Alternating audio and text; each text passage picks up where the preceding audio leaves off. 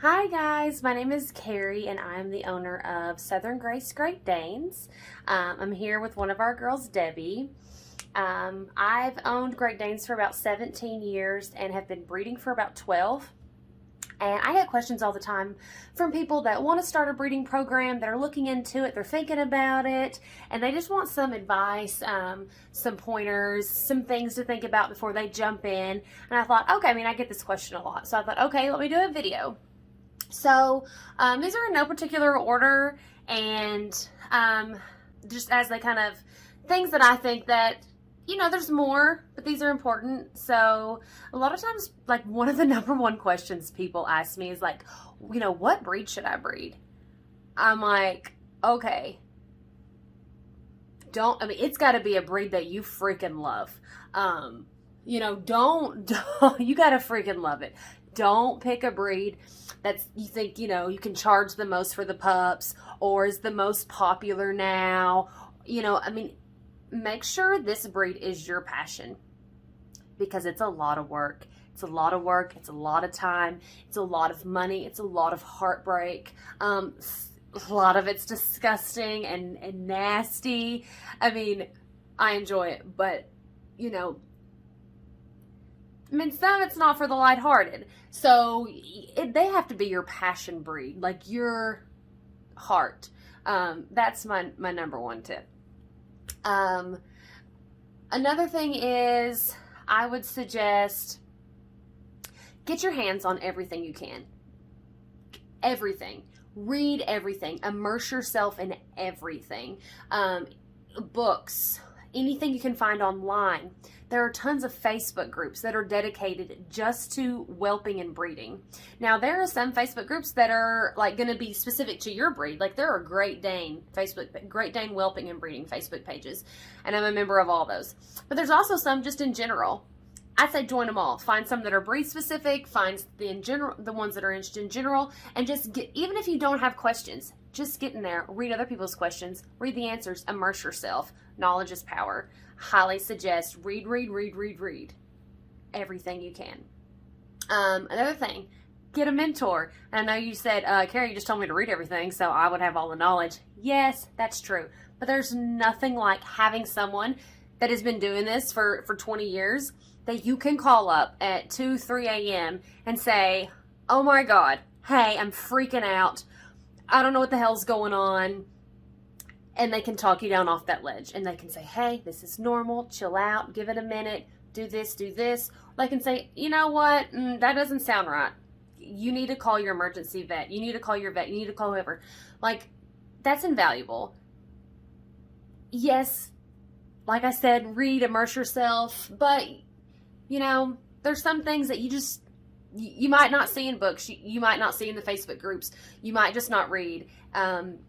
Or even if you do, it helps having someone that has been through it talk you through it. Highly suggest getting a mentor. Another thing that is one of my top things is get a breeder-friendly vet. Not all vets are breeder-friendly. And I'm not saying that's a bad thing. I get it. They see some shit, I'm sure. I'm sure they see the worst of the worst. The saddest situations, so I get the ones that aren't breeder friendly. But some of them are, if they trust you and they trust your program. So, talk to your vet, be open with them, tell them your goals, tell them what you want to do. Tell them your plans and your aspirations and your passion, and see if they, are a vet that is breeder friendly, that's willing to work with you, that's willing to be your partner. And I truly do mean that. Our vet, the one we have now, we've used him for about 8 years, and the trust between us, the communication between us, they know me, they know my husband, my son, they know our dogs, they know our program. I have full trust in them, and I believe, they have, she's over it, they have trust, in us, that, I'm not just trying to make a quick buck, that we are passionate about these dogs, we care about these dogs, we care about our puppies, and, there you go, sweetheart, and that we want what's best for them. So have that conversation, build that relationship. It's going to be an asset in the end, and it's going to make a world of difference. Another thing I highly suggest is start a Facebook page. Even if your dogs that you're going to be breeding, you just bought them. They're just 8 weeks old. And you're like, Keri, well, I got to start a Facebook page. You know, these dogs are only 8 weeks old. I'm not going to have puppies for 2 years. Start a Facebook page. Get a program name. Start a Facebook page in that program name. Start building your community. Start building your base. Get your name out there. Show people who you are. Show people what you're about. Show people how you raise your dogs, how you love your dogs, the time, the work that you put into them. It makes a world of difference. Even when you don't have puppies. And of course, when you have a litter, flood your Facebook page with that. Your daily routine with them. Everything.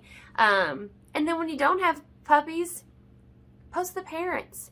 When you take them to the store, lounging around the house. It just helps people build a relationship with you, trust your program, and it gets your name out there. We live in a really small community, 5,000 people. You know, Great Danes aren't for everyone. So Facebook has really opened us up, you know, to all of America, and really opened up our buyer pool. So we have puppies in California, Idaho, Missouri, Minnesota, Kansas, Indiana, Texas, Georgia, you name it. You know, we have puppies there thanks to Facebook just really opening up our community and our buyer pool and our buyer base. And even, you know, honestly, if people never buy from you and they just get some enjoyment out of watching your life with your dogs, well, I mean, that's freaking awesome too. So it's a win-win. But I highly suggest get a Facebook page, an Instagram, a website, work it, get your name out there, let people know you and what you're about and your program's about. And when it comes time that you do have a litter, I guarantee you those pups will be sold before they even hit the ground. Another thing I suggest to look into, you know, set your program goals up. Are you going to be a small program and just have, you know, one bitch or 2 or 3 bitches and a stud? Are you going to offer stud service, or are you going to use an outside stud? You know, figure out what you want to do. Figure out what you can handle. Depending on your breed, you know, what setup you need.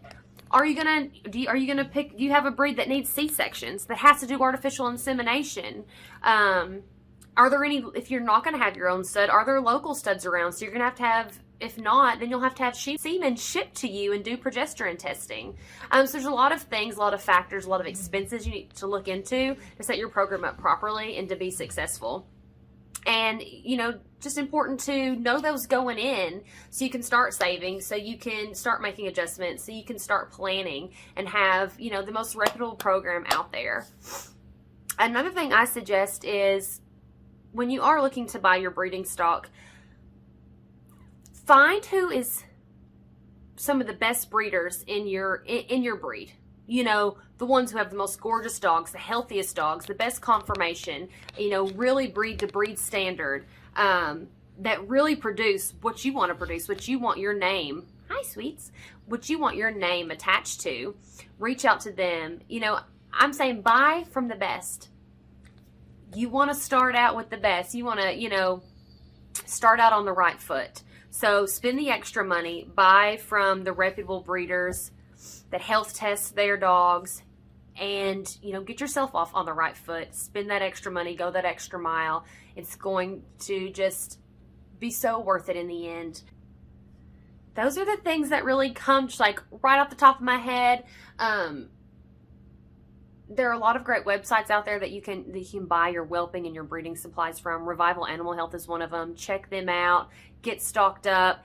Don't wait until you have a litter. You know, buy a little bit as you go. It's going to make it a lot easier in the long run. But just immerse yourself in the breeding culture and just soak it all in. It is very rewarding.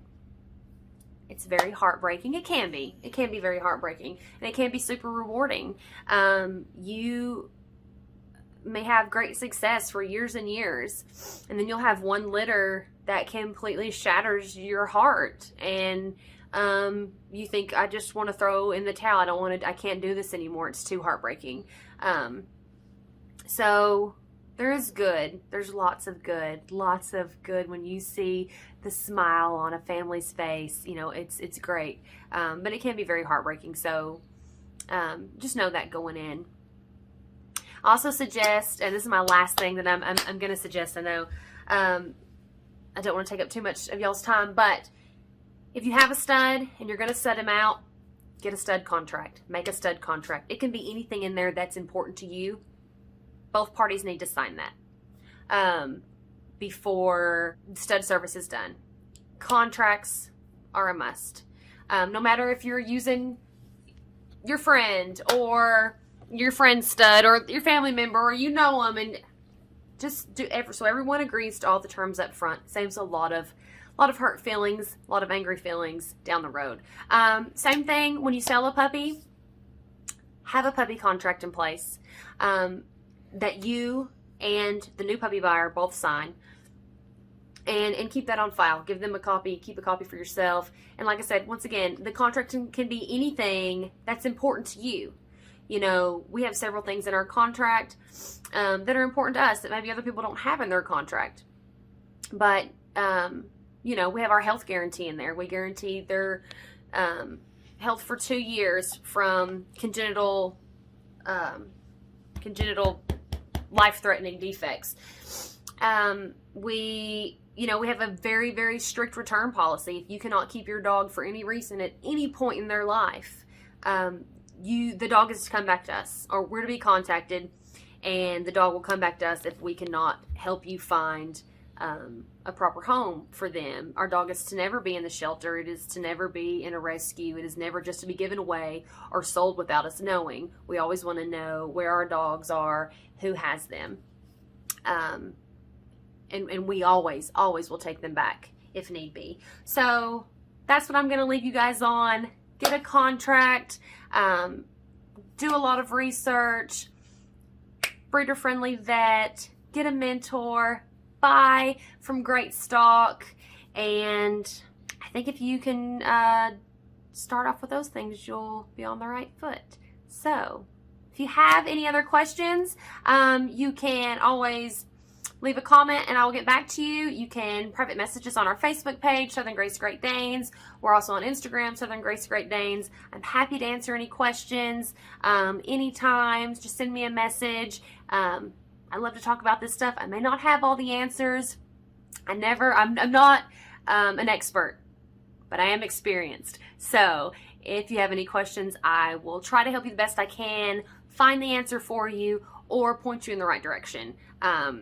So never hesitate to reach out. But I hope this guy's helped you out. Anyone looking to get into breeding, and we will talk to you guys later. Bye.